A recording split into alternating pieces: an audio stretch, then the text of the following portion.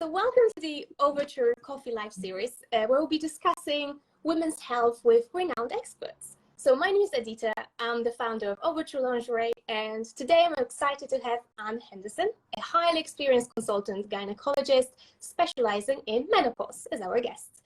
Anne, thank you so much for joining us, and I'm looking forward to learning from your expertise. So a few more words about Anne. Anne is one of a select group of British menopause specialists in the UK, accredited by the British Menopause Society for her extensive knowledge and expertise in the field of menopause and HRT. Anne is also the author of Natural Menopause, which I've been really enjoying reading last week. And also Anne is the founder of Amara Clinic in Tunbridge Wells. So the clinic is led by women for women, and it offers a very comprehensive range of women's health services. So today we'll be discussing various women's health topics, including menopause, breast health, and hormonal imbalances. But before we dive into our discussion, Anne, could you tell us more about what inspired you to focus on women's health, particularly menopause, and why did you decide to establish the Amara Clinic? Well, I've practiced in menopause for the last 35 years, long time. You know, there are lots of issues with running menopause clinics within the NHS, and the service provision and the standard of service that you can offer. And I just felt it was the right time to move on and set up a separate private facility, and that was what made me decide to you know, set up the Amara a few years ago. That was the idea, but obviously it took a long time to actually bring it to fruition. You know, these things are never that easy to do, and it took a lot of work to get it to where it is now. Makes sense. I feel like the topic of menopause, especially being raised in Poland, and my mom, for example, going through menopause at the age of around 40, it was just like a taboo.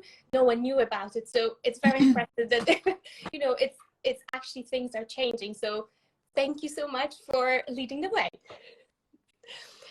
So to start, let's discuss the role of hormones in regulating mood and emotional well-being, as it's kind of a subject that is relevant to everyone, regardless of their stage in life. And could you explain how hormonal imbalances may contribute to mood swings or mental health issues?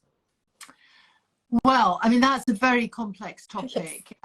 We know that female hormones, particularly estrogen, plays a big role in mood, and not just mood, but general well-being regulation.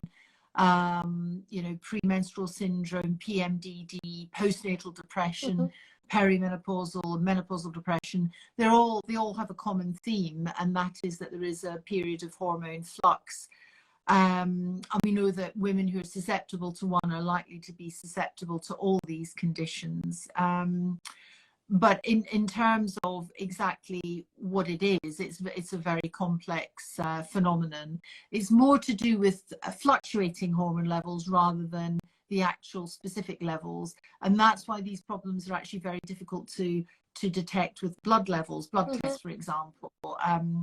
So often women get misdiagnosed because there isn't a simple blood test that the GPs can do that will make the diagnosis and make it clear cut. But you know, there's much research showing that fluctuating and particularly declining estrogen levels impacts on women's mental health and well-being. Makes sense.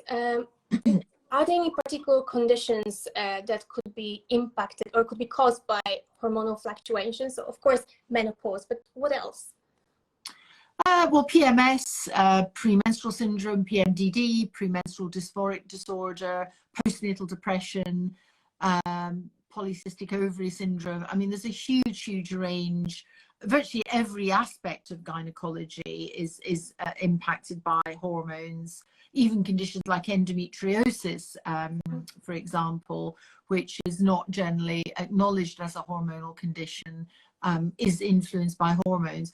And we know that because women who are postmenopausal are much less likely to have active endometriosis. It's almost unheard of in postmenopausal women. So by definition, we know that hormones must therefore play a role. Makes sense. So you've mentioned PCOS, the polycystic ovary syndrome. That's right. Can it impact breast tissue changes or like breast cancer risk? No. So obviously, I'm trying to relate it to lingerie. So PCOS does not impact breast cancer risk or anything along those lines. No. Okay. No. And what about the symptoms? How do they manifest? Are there any common signs that might need to indicate like further evaluation and send the person to a healthcare professional? Well, again, it's very syndrome specific. So the symptoms of PMS are cyclical fluctuations in mood and physical well-being, usually in the 7 to 10 days before your period. PCOS is a much more complex problem where the endocrine system, the female system interplays with things like insulin resistance, and women are more prone to type 2 diabetes. Mm-hmm. They're more prone to things like weight gain, hirsutism, hair growth, acne. Androgen levels tend to be higher. They tend to have irregular menstrual cycles. They can be infertile or suffer from subfertility. You know, the whole concept of hormonal problems in gynecology is a vast subject. You know, there isn't one specific response really to that. You know, the symptoms that you would expect are very dependent on the particular problem that you're dealing with. Mm-hmm. Makes sense. Going back to the PCOS, are there any potential long-term consequences of that, like including impact on fertility, mental well-being, like metabolic health? Yeah, there's a metabolic health is a big one. There's a huge, a significant risk of type 2 diabetes in later life, partly because the syndrome involves insulin resistance, which we know impacts on diabetic risk, and a significant percentage of women suffering from PCOS are overweight. They have a raised BMI, which carries an independent risk. So subfertility is a recognized problem with PCOS because women are generally not ovulating every month. They don't ovulate in a regular 28-day cycle, as do most women, and that will obviously impact on their fertility. But not everybody with PCOS is subfertile. Some women have normal fertility. It is very dependent on the severity of the syndrome and the way that it impacts that particular individual. Okay, makes sense. Thank you. Now, the next few questions actually I got asked quite a few times by the Overture community. I think from the slightly younger generation where we're not really guided in terms of what we should be doing. So the importance of health screenings. Could you provide some guidance on the recommended frequency of cytology, breast and vaginal ultrasound, mammography, based on women's age and maybe specific risk factors? So the norm in the UK is cervical screening every 3 years between 25 and 65, but between 50 and 65 it increases to 5 yearly. Mm-hmm. And that's largely as a result of the fact that we're now doing HPV screening, which is much more accurate than just cytology. Mammography is 3 years between 50 and 65, but some regions are rolling out slightly earlier screening from 47 onwards, but that's very area dependent. And where women have a specific family risk, and they've usually been flagged up by, you know, for example, having had genetic counselling, if mothers, sisters, first degree relatives have had breast cancer, they may be offered yearly mammograms from age 40 onwards, but you can't request those. These are offered by the NHS if you have already been assessed as high risk. So the screening is dependent on the background family risk and whatever specialist advice you've been given. In the UK, we don't do routine vaginal ultrasound. There's no evidence that that's of any benefit. There have been some pilot trials looking at ovarian screening to detect ovarian cancer, and unfortunately, they were universally unsatisfactory. So the trials didn't pick up the cancers. What they tended to do was pick up benign cysts that were inconsequential, but that caused women a lot of stress because they were worried about the cyst, and many of them went through unnecessary surgery, and unfortunately in the end it didn't reduce the risk of cancer. So it wasn't it wasn't a great exercise. So there isn't at the moment any routine screening for ovarian and uterine conditions in the UK. Makes sense. Thank you.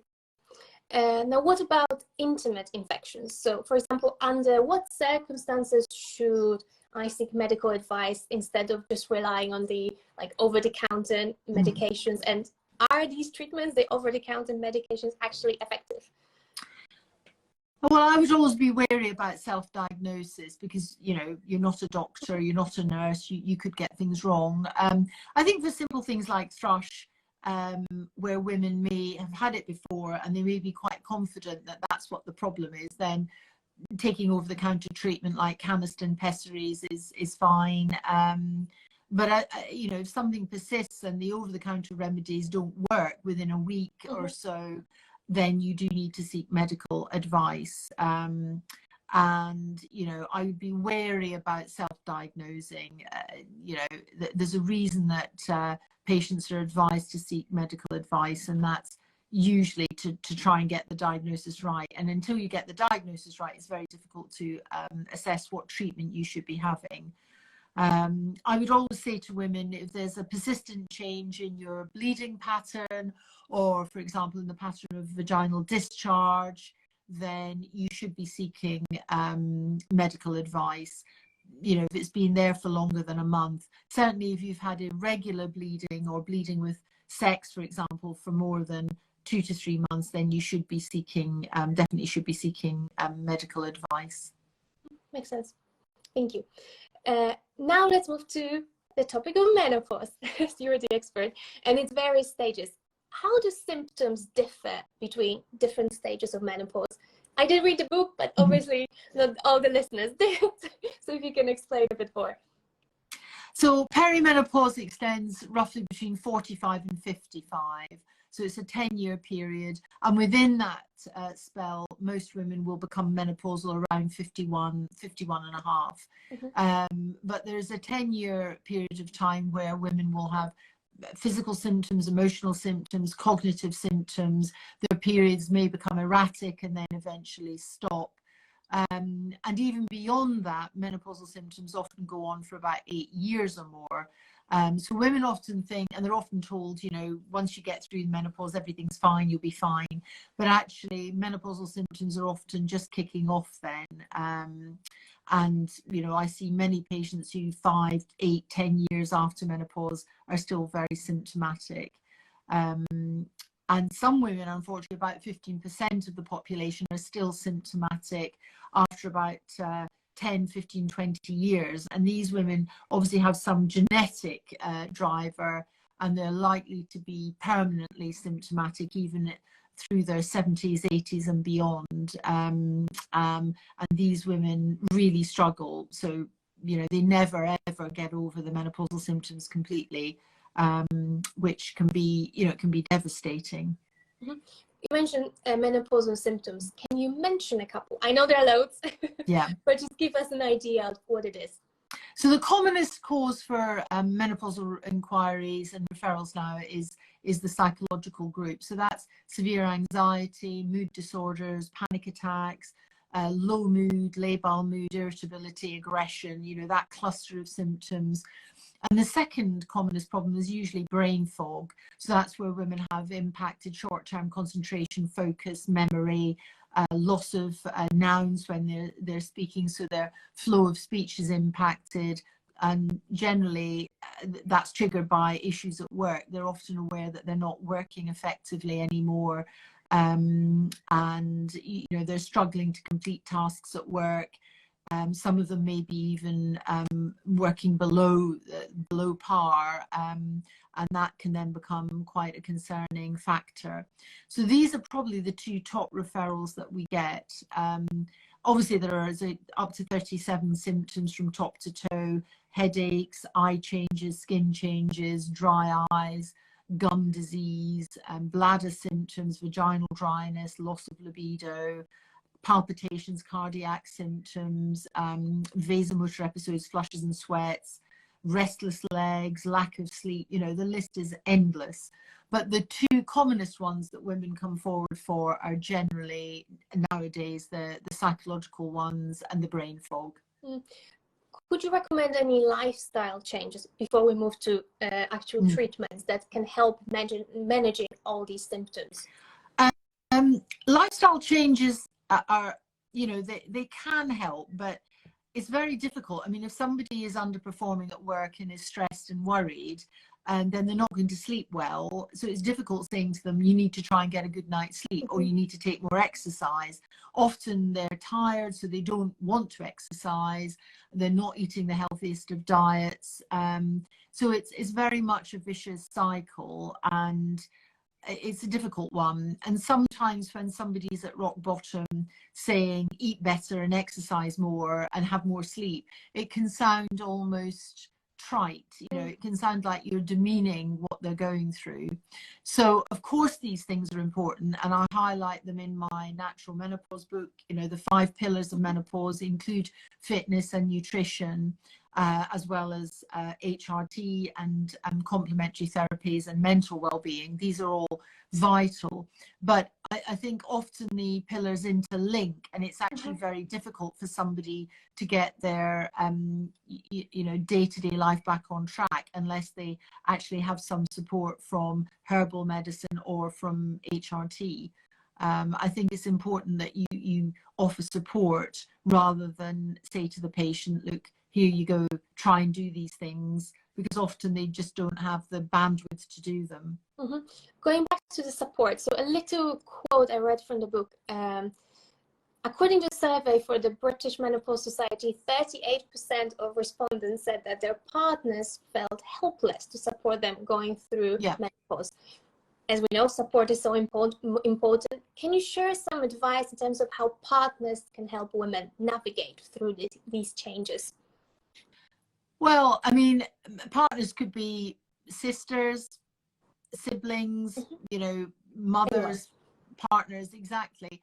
And again, we don't have a huge amount of knowledge within the general public about menopause. It's definitely getting better, and we can't take away from the work that Davina McCall has done, for example.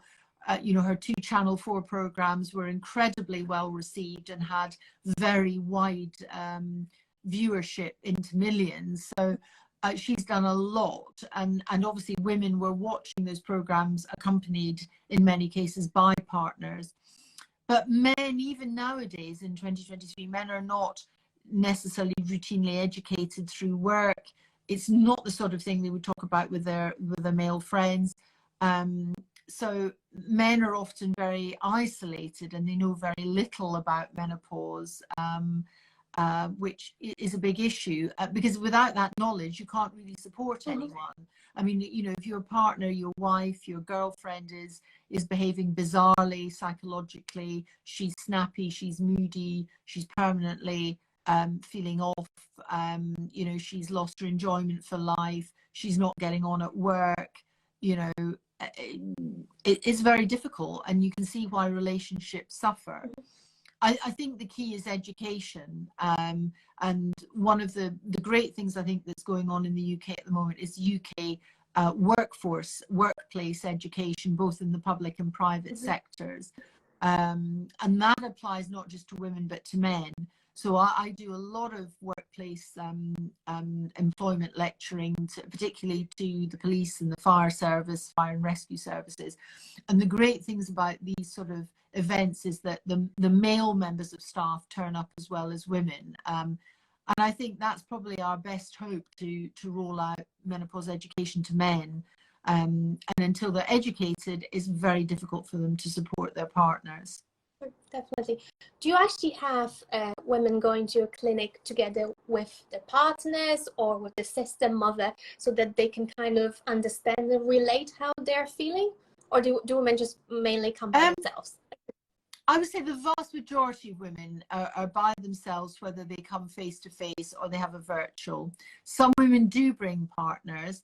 I would say in my practice, at least as many women would come with their mothers or with a girlfriend as with the partner.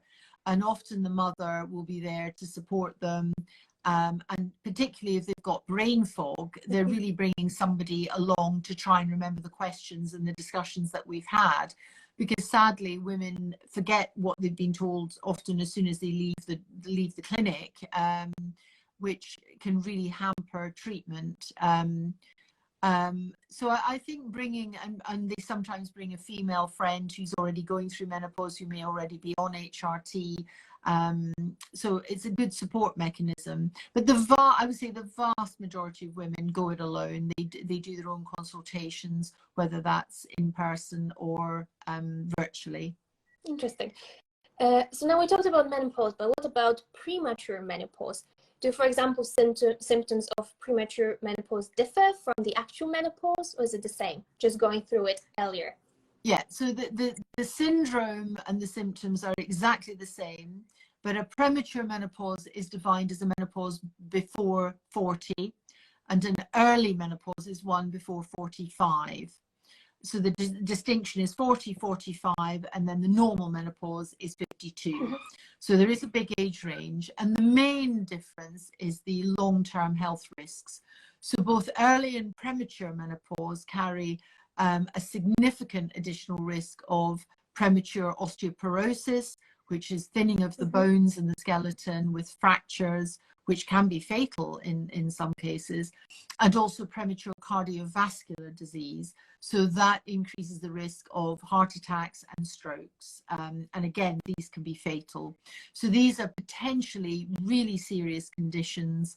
And if women are not encouraged, and I would argue mandated to have HRT until 52, which would take them to the normal menopausal age, then they are definitely exposing themselves to those long-term health risks. So what would happen if somebody went through a menopause at, say, 37, and she didn't have HRT either through personal choice or because it was simply never offered? She would be at an escalated risk of osteoporosis potentially by her late 40s.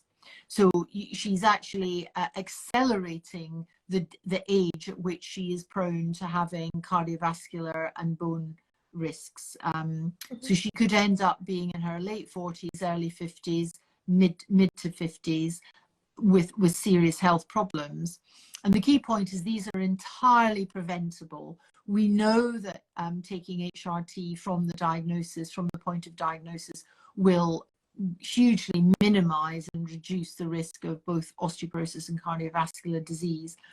And the British Menopause Society argues that should make HRT mandatory for those groups of women, even if they don't have many symptoms. So it's very different to treating women in their 50s, where one is generally guided initially by symptoms. With younger women, you're guided by long-term health risks. And if these women, sadly, if they decide not to have HRT, they are likely to die at a younger age than their counterparts who have a normal menopause.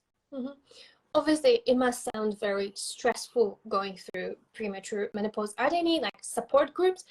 In general, of course, menopause is there are a lot of things happening, but if you were going through it before, let's say, your colleagues or your friends or your sister, that must put extra pressure on you.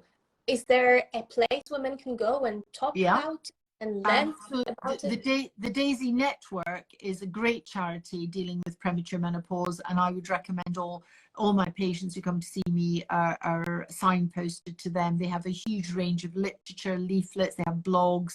They are actively campaigning to improve education. But unfortunately, apart from them, they're probably the standout charity. It's not highlighted nearly as much as normal menopause. Similar to, for example, surgical menopause. Surgical menopause is another event. Many women who have early or premature menopause may have had a surgical menopause because they have their ovaries removed.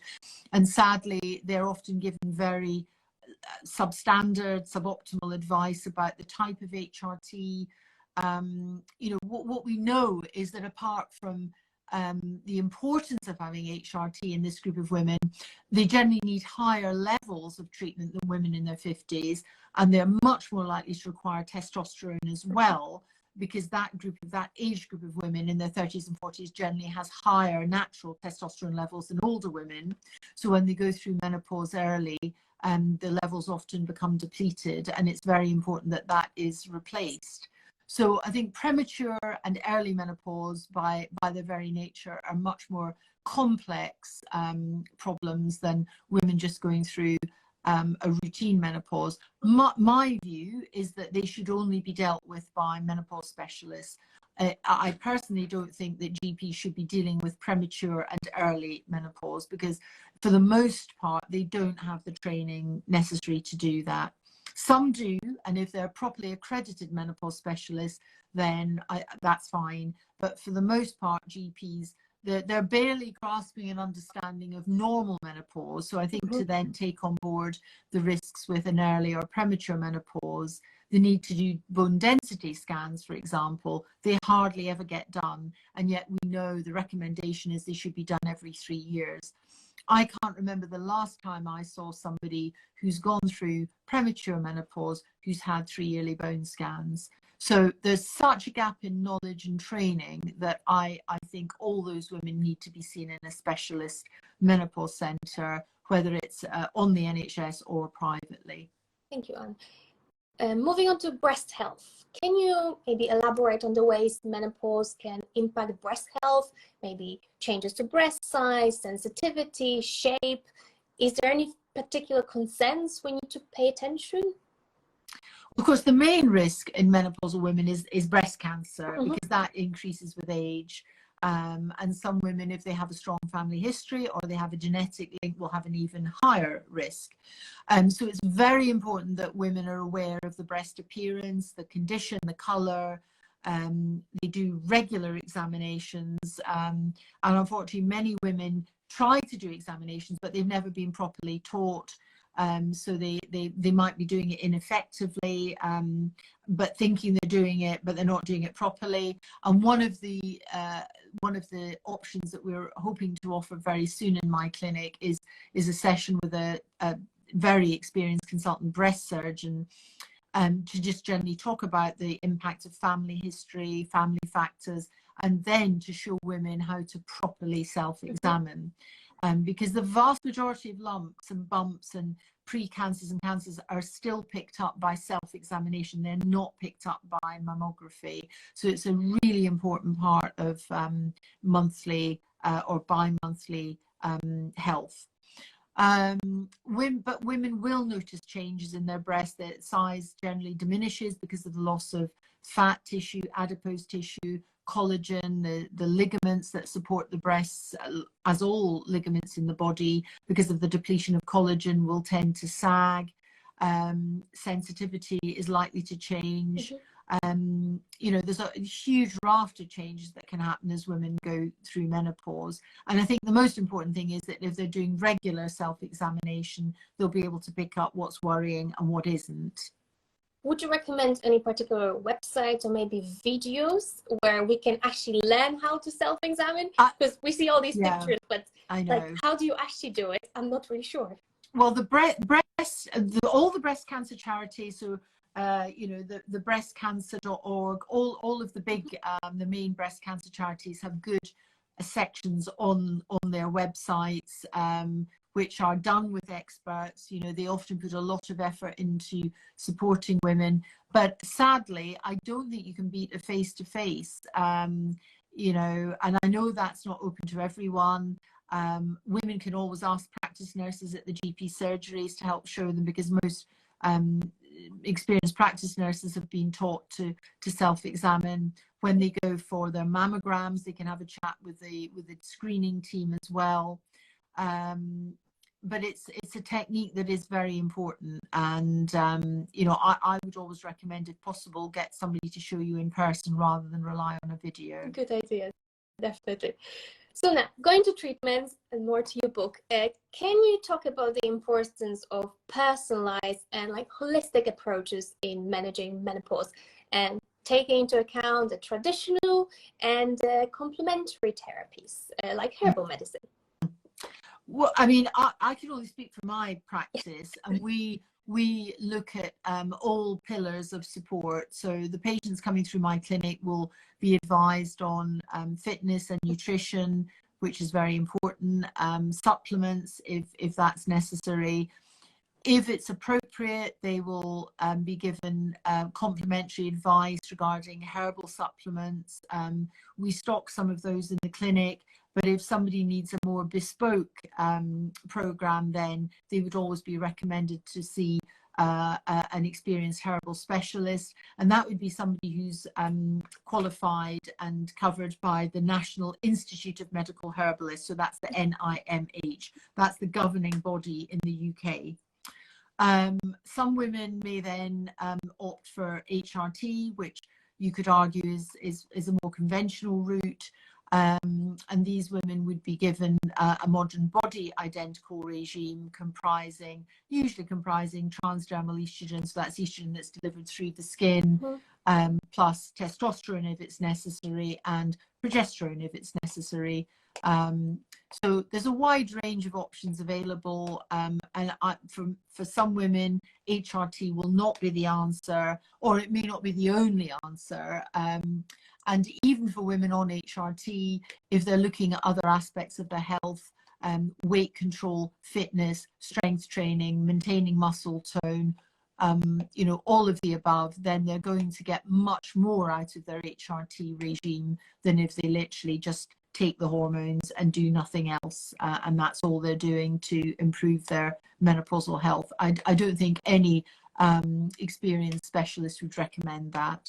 It's only part of a bigger picture. So just to clarify, it's possible to mix HRT with the herbal medicine. It's not that you can either take one or another. No, not at all. Okay. They work on the estrogen receptor, but in a very different way. So they don't block one another. And I have many patients who take herbs and hormones successfully.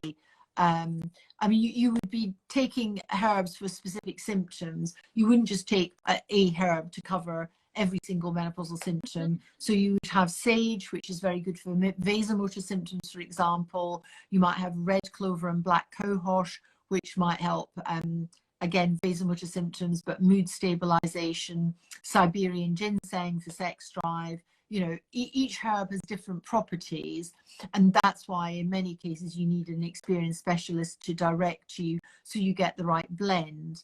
I mean, I see many women who just go into Holland and Barrett or a health food shop and they pick something that they might have read in the media or heard about on social media, and they think, well, I'll try that, and I'll try this, and I'll try the other. But they really, in reality, have no idea whether the herbs are going to work together, and whether it's the right dose, the right strength. So I think if you want to do herbal treatment properly, I would always recommend seeking advice from a herbalist, because they're experts in that sector. Definitely. But one thing, for example, I wasn't sure of. So I was going through the different herbal medicine, and for example, I felt a little bit lost. So let's take digestion. So we have lemon balm, lavender, German chamomile, and like, which one do I even pick if I want to treat this one? Then you don't. I mean, I completely agree, and I probably know a lot more about herbs than most most doctors. But the answer is, don't self-medicate. I think if you have a very simple problem, I mean, let's take menopause, let's just take flushes and sweats. If that's your main problem, and that's disrupting you at work, and it's disrupting your sleep, then there are ample studies showing that sage is a great herb and it will do the job. And there are very good products, for example, Menopause by A. Vogel, which is you know, it's regulated by the MHRA. It's such a high quality product. You know, that is a safe bet. But I think if you've got multiple symptoms and you're effectively trying to be your own herbalist, that's not a route I would go down. We have a lot of information in my book about herbal medicine, but that's not necessarily designed to help women treat themselves. It's designed to educate them so that they have a better understanding about the herbs that they might be taking when recommended by a specialist. That's really the way I see it. And you know, I think part of the reason that herbal medicine sometimes, I'm not saying always, but sometimes has a you know, gets a bad reputation is simply because people are doing it themselves. They're self-medicating. They're listening to what they hear on the social media and in mainstream media, and buying products that they think will work without actually having the knowledge to assess them properly. And you know, when it's done by specialists, the results are amazing. So quoting the book again, 51% of respondents said that their menopause symptoms have affected their sex life. Yeah. How do vaginal and anatomical changes during menopause contribute to, for example, pain during sex? So the main issue is declining estrogen levels, which leads to a depletion in collagen. It's not just in the vagina, it happens across the body, in the skeleton, the hair, nails, gums, skin, everywhere. And in the vagina, it causes constriction. So the tissues are no longer as stretchy as they were. You get narrowing, you then get thinning, which means that tissues are traumatized, they're not as resilient, and you get dryness because the glands that were once very active don't work as well. So there's a cascade of changes caused by lack of estrogen, which leads to tissues becoming thinner, more sensitive, less stretchy and drier. And if you imagine, you know, something turning into sandpaper, for example, I mean, you know, that's what you're dealing with. You're dealing with tissues that are very fragile. And, you know, even a very basic examination or any kind of basic stress on the tissues can cause pain, trauma, and you know, that's exactly what women can experience during sex. So apart from the pain, is there anything else that could cause a loss of sex drive during menopause? Well, reducing estrogen levels affects sex drive, as does reduction in testosterone.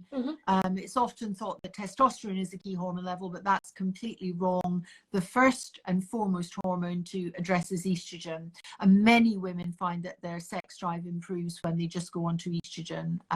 Only 40% of the patients in my clinic end up on testosterone, and the ones who are not taking it generally either don't find they need it, or when they try it, it doesn't make a difference.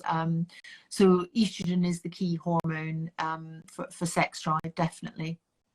Are there any misconceptions or myths about vaginal care during menopause that you can address?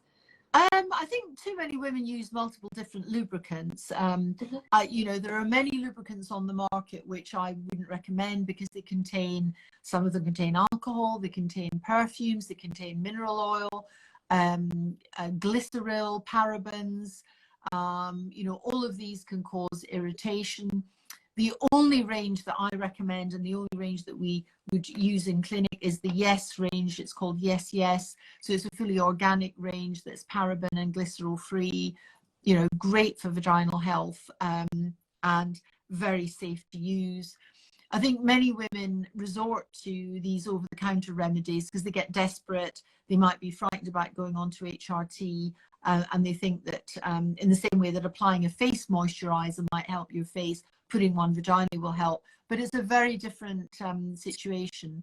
If you have vaginal atrophy, the problem is lack of estrogen. It's not necessarily a lack of moisture.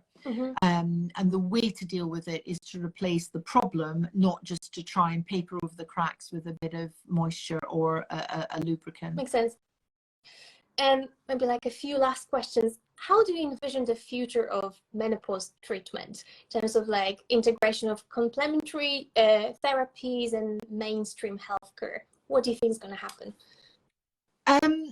At this stage, it's difficult to be it really is difficult to be optimistic. I think the best news that has come out recently, obviously, is the prepaid HRT card, which means that women of all ages, not just women over 60, can now get HRT that's virtually free. They will pay one prescription charge for the whole year's medication. So that means that women who are on a combination of estrogen and progesterone will pay £19.40 for the whole year, which is that's incredible. Yes. And there's no question that that is going to attract women to take HRT, because there are women who need it but who could not afford the prescription charge. It's estimated that as many as 130,000 women are going to start HRT just because of the introduction of free prescribing. Okay. But that's not going to address the core, which is the lack of service provision. There's 13.5 million women in the UK who are perimenopausal and menopausal. There are 200 specialists like myself. There's no other area in medicine where we've got 200 specialists covering millions and millions of women. It's preposterous. And even within GPs and gynecologists who don't have advanced accreditation, sadly, the number who have a good working knowledge of menopause is inadequate. Many are looking at outdated teaching that they had 10 years, 20 years ago when they trained, and they're not up to date. And HRT changes a lot. I mean, every year there's new data coming out, there are new products. You know, you have to be on top of the game so that you're prescribing properly. And I think the lack of education and training amongst doctors in general, GPs and gynecologists, is an absolute disaster. You know, it should never have got to the stage we're in now. It's only just now that menopause training is becoming mandatory for GPs, which is a shocking statement. You know, 14.5 million women in the country, and yet it's not mandatory for doctors to be trained about menopause. It's almost unbelievable. And you know, specialists like myself have to question, how did we ever get to this stage? How did the Royal Colleges, how did the Department of Health, how did the GMC allow that to happen? It's a shocking statistic. And the problem we've got is that now the demand is escalating because of celebrities like Davina and many others. She's at the forefront, but there are many others. But it's outstripping the supply. Many patients nowadays go and see their GPs, and they have a better knowledge of menopause and HRT than the GPs do. And I know that because I speak to GPs and I speak to patients, and I know what goes on. And again, you can't run a health service when the patients are better informed than the healthcare practitioners. Yes, so these women then say, well, where do I go? And inevitably they end up getting forced into the private sector to see specialists like myself. And that's all well and good for those who can afford it, who have private health insurance, but for many women that's not an option. So do we then now have a two-tier system? You know, and the answer to that is yes, we do. We have a system where the NHS in many ways is not fit for purpose. The demand is outstripping the supply, and there's no quick fix. You can't train doctors in menopause in half a day. You know, they can't just go to a course and suddenly become experts in menopause. It's much more involved than that. So I have to say, from where I stand, I take quite a pessimistic view. I think things will change. I think things will be forced to change because patients are demanding it. But I don't think that's going to happen overnight. I think it will take probably a generation of doctors to change. And you know, that's a big it's a big problem. You know, we've got problems throughout the whole of medicine, and you know, we're dealing with striking junior doctors at the moment. So menopause is not even on the agenda. Menopause is way down the list. And you know, it's a big issue all round. It really is. Is the menopause down on the list only in the UK, or are there any countries where, like, I would say we're way ahead of the game? I mean, I speak to patients all over the world, and you know, even in the rest of Europe, menopause is just not on the agenda. And when they tell their friends and their relatives I'm on HRT, they go, why, you know, and when they speak to their doctors, why, you know, we don't need it, you know, it's, you know. So I think Britain and the United Kingdom in general is ahead of the game. We're definitely pushing more for treatment. I'm sure the others will jump on the bandwagon eventually. America is very mixed. Medicine in America is generally very risk averse because of the litigation culture. But then you've got visionaries like Avram Blooming, you know, who wrote Estrogen Matters, you know, an amazing book which was ahead of its time. But they're very much out on a limb. And again, America is definitely, I would say, Americans are behind us in terms of prescribing, looking at body identical hormones, looking at the long-term benefits. So in a way, Britain is at the forefront, but the supply isn't there to meet the demand. That's the big problem we have. I understand. Do you have any more books coming up or speaking engagements where we can join and learn more about menopause and educate ourselves coming up? Well, I'm looking to collaborate with a publisher to develop just a very short pocketbook almost for menopause. I think there is a need. I mean, there are many excellent menopause books, not just mine, but you know, most of the menopause experts who run busy clinics have written books, and I think that's great. But I think in reality, and I know even with my book, patients buy my book and they dip in and out. But you know, if I say, look, there's a section in the book about X, Y, and Z, they'll say, oh, I haven't read that yet. Because, you know, if you're menopausal and you're struggling with brain fog and you're not getting enough sleep and you're trying to balance work and life, the question is, do you really have time to come home at night and spend an hour or an hour and a half reading a book on menopause? And the answer to that is probably no. And many women actually read it and then they don't retain what they're reading because of the, you know, the concentration and focus issue. So I think there is a real need for a very short but you know, fact-packed book that someone literally could read from cover to cover in an hour. I think that there really is a gap in the market for that. You know, you would have to cut out some of the extra information, but you can still pack a lot of information into something that's more concise. And I think there is a market gap for that. My team are also going to be at the forthcoming Postcards from Midlife exhibition, which is on the 19th and 20th of May at the excuse me, Business Design Centre in Islington. I believe there's going to be about 5,000-6,000 women attending over the 2 days. And it's dedicated to everything from midlife. There's celebrities appearing. We've got Ruby Wax, Lorraine Kelly. You know, there's the team from Zoe, the food app, they're appearing. And there are other menopause specialists as well. So it's hopefully going to be a really great 2 days, and not just focusing on HRT, but you know, every aspect of menopause. So I'm very excited to be part of that. And you know, if any of your listeners are interested in getting more information, then I think signing up to that would definitely be a good idea. It's called Postcards from Midlife. I will definitely put all the links after we finish the call to Amara Clinic, to your Instagram, and also the thing you mentioned happening in May, and also link to the book. It arrived super quickly. It was like, I think, the next day. So thank you so much, and thank you for sharing your knowledge. Thank you for sharing your expertise. I've learned so much. I feel like I've discovered a totally different life that I'm gonna have to go through, but I didn't know about, because as I mentioned, like when I grew up, it was such a taboo topic. No one talked about it, and now I'm sure I'm gonna have a totally different approach to women who are going through menopause and know about the things they're going through. Thank you so much. Okay, nice to join you. Okay, thank you so much. Have a good evening. Okay. Bye. Bye-bye. Bye-bye.